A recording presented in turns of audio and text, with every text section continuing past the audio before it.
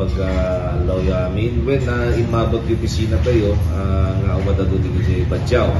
So iti kalma na po ininstrakan tayo iti CSWDO, CDRRMO, DPS, Ken Police nga ipatungpal dito mendicancy nga ordinance tayo po nga inapurubaran ti Sanggunian nga mang tratar kadigito yung Badyaw apo. So nangarugi kami di kalman nga napan nagangkat hanga tiliti term na apo napandag kinasarita nga di kaya Badyaw apo.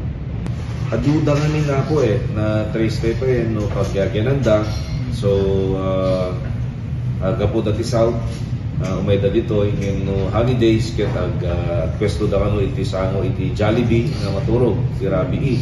So kinita damit apo no kasunod ti panang kasi tiligat namin dati no CSWDO na timapan ket some of them are violent kano ngamin apo. So after Prada kadaan so nagpatulong damit iti police, DPS ket CDR nga mang address dito yung issue apo. So